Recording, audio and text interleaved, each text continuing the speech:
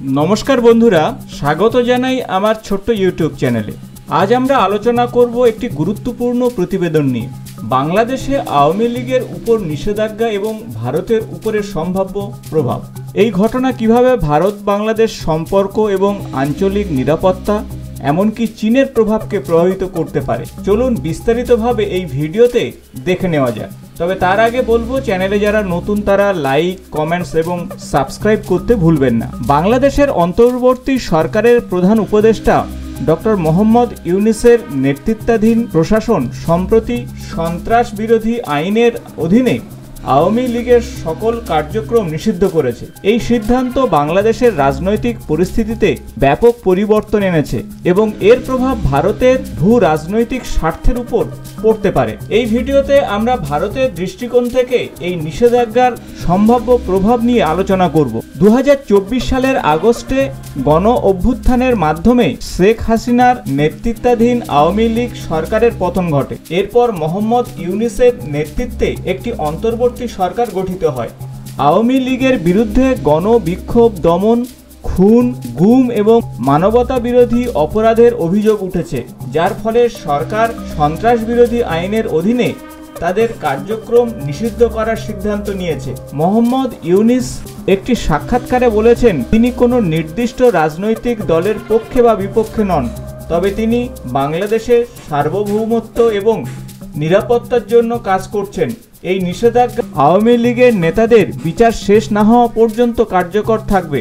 এখন আসবো ভারতের জন্য ভূ রাজনৈতিক কি প্রভাব আসতে পারে। প্রথমত, ভারত বাংলাদেশের সম্পর্কের গতিশীলতার উপরে প্রভাব নিয়ে আসবে। আওয়ামী লীগ দীর্ঘদিন ধরে ভারতের সঙ্গে বন্ধুত্বপূর্ণ সম্পর্ক বজায় রেখেছে। শেখ হাসিনার নেতৃত্বে ভারত ও বাংলাদেশের মধ্যে অর্থনৈতিক, নিরাপত্তা এবং সীমান্ত সহযোগিতার ক্ষেত্রে উল্লেখযোগ্য অগ্রগতি হয়েছে। আওয়ামী লীগের নিষিদ্ধকরণ এবং শেখ হাসিনার ভারতে আশ্রয় গ্রহণ ভারতের জন্য একটি জটিল পরিস্থিতি সৃষ্টি করেছে।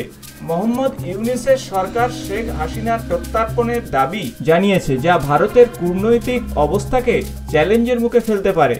ভারত যদি হাসিনাকে প্রত্যর্পণ না করে, তবে বাংলাদেশের সঙ্গে সম্পর্কের উপরে নেতিবাচক প্রভাব পড়তে পারে।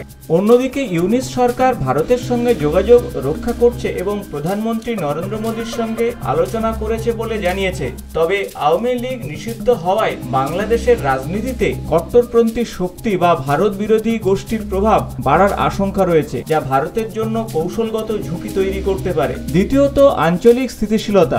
বাংলাদেশ দক্ষিণ এশিয়ায় ভারতের একটি গুরুত্বপূর্ণ প্রতিবেশী। আওয়ামী লীগের নিষেধাজ্ঞা এবং রাজনৈতিক অস্থিরতা বাংলাদেশের কট্টরপন্থী গোষ্ঠী যেমন জামায়াত ইসলামীর প্রভাব বাড়তে পারে, যারা ঐতিহাসিকভাবে ভারতের সঙ্গে বৈরী সম্পর্ক রক্ষা করে। এটি ভারতের উত্তর পূর্বাঞ্চলের নিরাপত্তার জন্য হুমকি হয়ে উঠতে পারে, বিশেষ করে সীমান্তবর্তী অঞ্চলে বিচ্ছিন্নতাবাদী কার্যক্রম বৃদ্ধির সম্ভাবনা রয়েছে। এছাড়া বাংলাদেশের অর্থনৈতিক অস্থিরতা বা রাজনৈতিক বিশৃঙ্খলা ভারতের বাণিজ্য এবং বিনিয়োগের উপর প্রভাব ফেলতে পারে। বাংলাদেশ ভারতের গুরুত্বপূর্ণ বাণিজ্যিক অংশীদার এবং ইউনূস সরকারের নীতি বিনিয়োগকারীদের আস্থা কমিয়ে দিতে পারে, যা ভারতীয় ব্যবসায়ীদের জন্য ক্ষতির কারণ হতে পারে। তৃতীয়ত, নির্বাচন এবং গণতান্ত্রিক প্রক্রিয়া।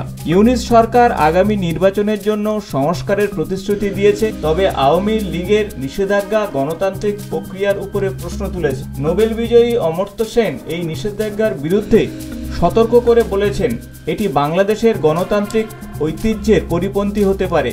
ভারত, যিনি দক্ষিণ এশিয়ার গণতন্ত্রের একটি শক্তিশালী প্রবক্তা, এই পদক্ষেপকে সন্দেহের চোখে দেখতে পারে।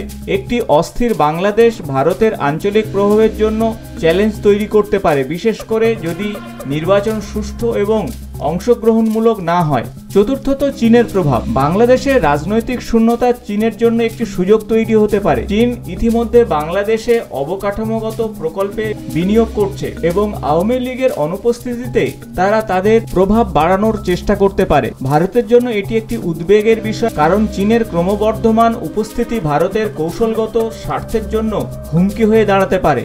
আসুন জেনে নেওয়া যাক ভারতের সম্ভাব্য কৌশল। কূটনৈতিক সম্পর্ককে জোরদার করা, বিশেষত ভারতকে ইউনূস সরকারের সঙ্গে সক্রিয় কূটনীতি চালিয়ে সম্পর্ক স্থিতিশীল করতে হবে।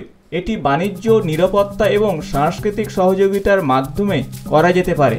নিরপেক্ষ অবস্থান, যেমন শেখ হাসিনার প্রত্যর্পণের বিষয়ে ভারতকে নিরপেক্ষ অবস্থান বজায় রাখতে হবে যাতে বাংলাদেশের আভ্যন্তরীণ রাজনীতিতে অযাচিত হস্তক্ষেপের অভিযোগ না ওঠে। তৃতীয় যে বিষয় তা হলো আঞ্চলিক সহযোগিতা। ভারত সার্ক এবং বিমস্টেকের মতন আঞ্চলিক প্ল্যাটফর্মের মধ্যে বাংলাদেশের সঙ্গে সহযোগিতা বাড়াতে পারে, যা দুই দেশের মধ্যে পারস্পরিক স্বার্থ রক্ষা করবে। নজরদারি এবং গোয়েন্দা তৎপরতা, ভারতকে বাংলাদেশের রাজনৈতিক পরিস্থিতির উপরে নজর রাখতে হবে, বিশেষ করে কট্টরপন্থী শক্তির উত্থান রোধে।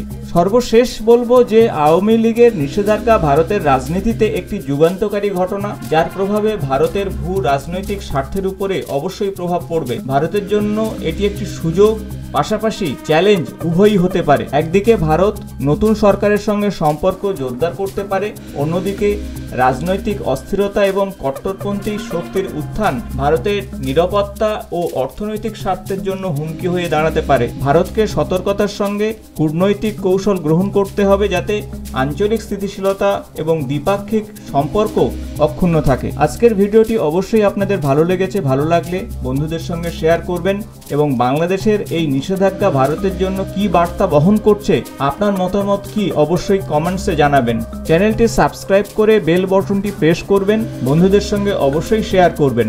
নতুন কোনো ভিডিওতে আবার আপনাদের সঙ্গে দেখা হবে। ততক্ষণ ভালো থাকুন, নিরাপদে থাকুন। জয় হিন্দ।